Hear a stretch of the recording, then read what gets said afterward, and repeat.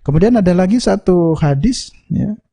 Ini juga hadis riwayat Bukhari dari Umar bin Khattab. Ini dialog yang cukup panjang, ya. Ini terjadi diskusi antara Umar bin Khattab dengan Abu Ubaidah. Dalam potongan hadis yang cukup panjang ini, kalimat yang saya kira cukup menarik tentang takdir ini adalah kalimatnya begini. Qala Abu Ubaidah Ibnu Jarrah.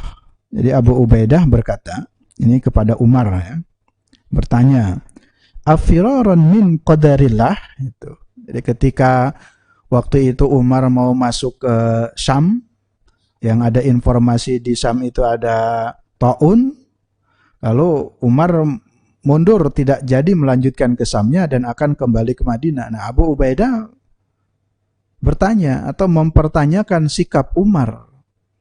Afiraran min qadarillah. Gitu.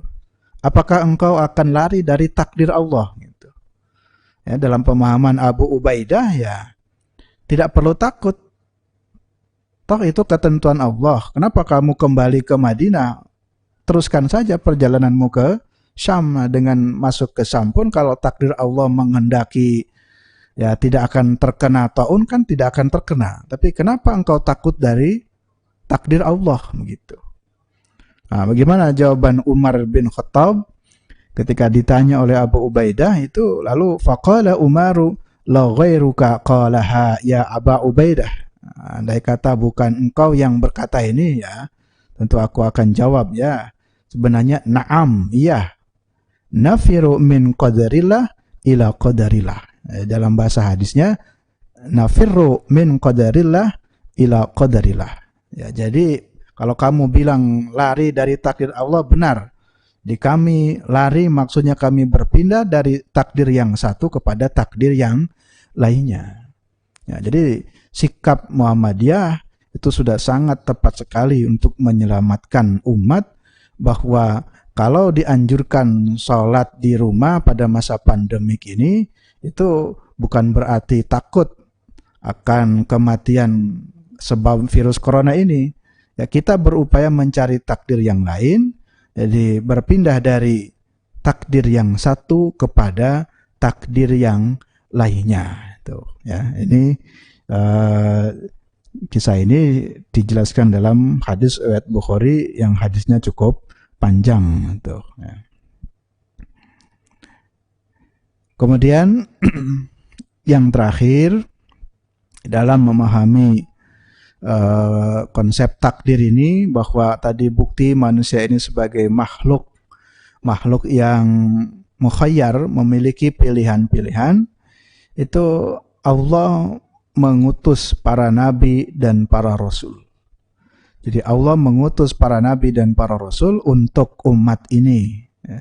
Tentu diutusnya para nabi dan para rasul itu dalam rangka membawa kabar gembira, ya, sebagai mubasyiron, pemberi kabar gembira, dan wanadiron, pemberi peringatan. Ya.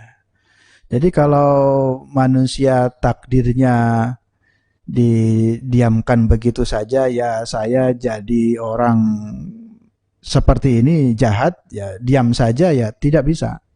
Karena Nabi sendiri mengingatkan, kamu jangan berbuat jahat. Nah, berarti kan di situ memang orang jahat atau tidak itu bukan mutlak takdir bagi dirinya menjadi seorang penjahat.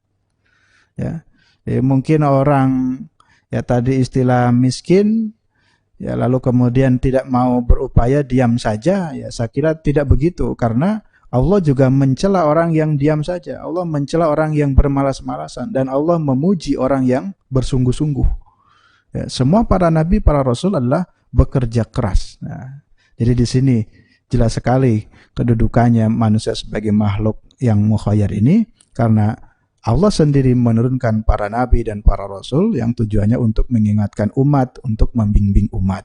Maka dalam kaitan pandemi COVID-19 ini pula, ya, saya mengingatkan diri saya dan bersama-sama mari untuk senantiasa berupaya mencari takdir yang lebih baik lagi, ya.